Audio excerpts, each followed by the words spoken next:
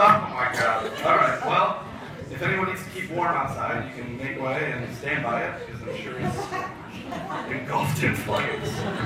One more time for Dave. Very fun. Your next comic is absolutely hilarious, and I always ask people how they hear about the show, or how they heard about the stand-up seminary program, and she has a sketch and improv background, and I always kind of roll my eyes. I'm like, well, another one of these.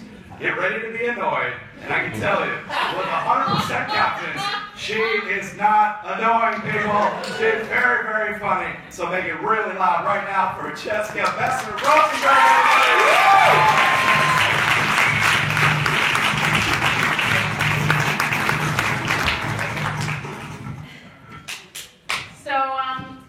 Never be a teacher. I really respect teachers. I think they're great, but I would just be so bad at it.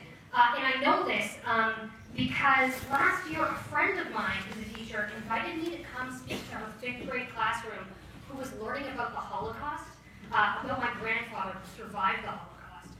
So she wanted me to tell my grandfather's story.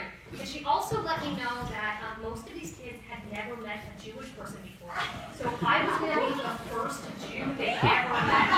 And they were really, really excited to meet me. So like this whole thing really struck a chord with me. Because I was like, okay, like as the first Jew these kids are ever meeting, I had the chance to get ahead of like some really nasty stereotypes about Jews and like, make a lifelong, lasting impression about the goodness of the Jewish people. Like if like chance one of these children ever ran into like a roving band of bloodthirsty anti-Semites, like pitchforks in hand, hungry for Jew blood, like because of my influence, like they may think of me and say like, stop, no! I met a Jew! And she was fine! And the anti-Semites would be like, oh, our kids got a point, you know, they don't that would be me! So, I got to this class, and it was so great. The kids were so cute. They asked all sorts of questions about, like, my grandfather in Israel, and if I celebrated Halloween, and if I had God, and what food was like in the concentration camps, and if I knew any famous Jewish athletes. And so it was great. They were just so cute, you know, and because we're a couple weeks away from Hanukkah, I brought them dreidels, and I showed them how to play dreidels, and I also brought them bags of Hanukkah gelt, which are bags of, like, chocolate coins wrapped in gold paper. And it was so good, and they loved it, and I loved it, and everyone loved it, and, like, I felt like I would, like, live on in their subconscious, like, as, like, you know, delightful, generous, fun Jew. And that was what I was going for, you know, so I felt really good about it. But that night, when I got home, I started thinking about my day. It dawned on me that when these children, like, walked in their house and their parents asked them, how was your day, sweetie? They would likely reply, this Jew came to class and brought bags of gold coins.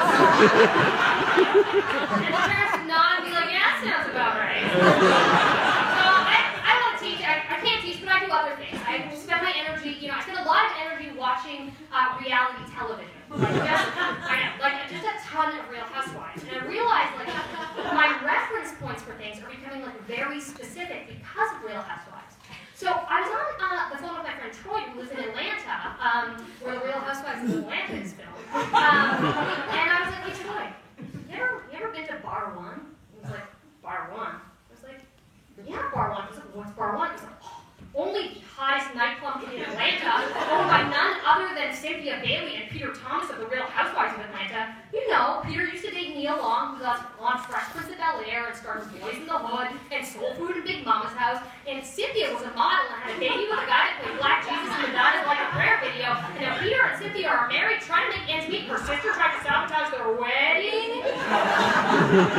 And Troy's like, who are these people? I'm like, they're famous! Well, like, in a way, right? Because real fame and reality TV fame are two very different things, right? So Meryl Streep, real fame. Ted Koppel, real fame.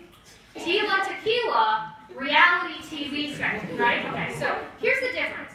Meryl Streep, she's got brains, she's got talent, you know, she's got class. And if for some reason a movie studio passed her over for a role tomorrow, she'd likely get cast in another film, like, immediately. Her career is fine, real fame, okay? But you know someone is reality TV famous if they meet one or both of the following criteria. So the first is, the reality show is all they have, okay? So they likely don't have stable relationships, or a steady income, or a dad, okay? If the show goes away, they're kind of screwed, okay?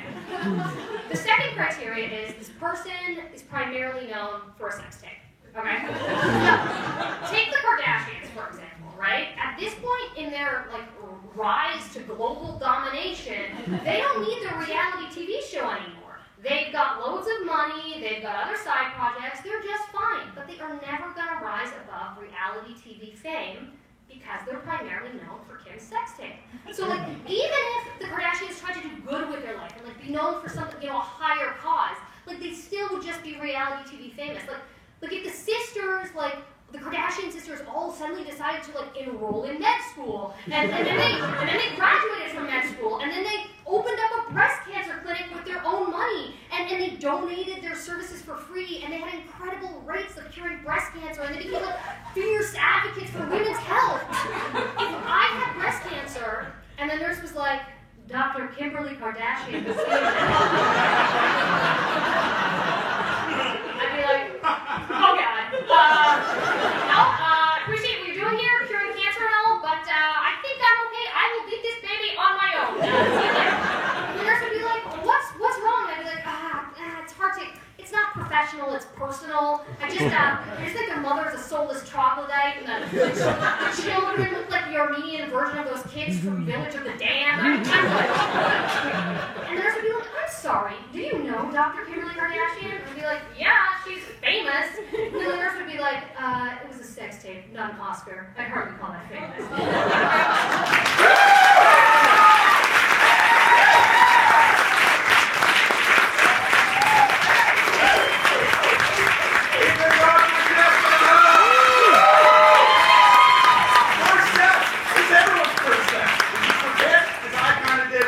This has been fantastic. We just got 3 students left. We got energy for that, huh? How about this side? Absolutely. But next comic, very excited to bring him up. In stand-up, it's very difficult, man. There's some things you can't control. One of them having a cool voice, the other one having some crazy shit happen to you. This guy's got both, and he's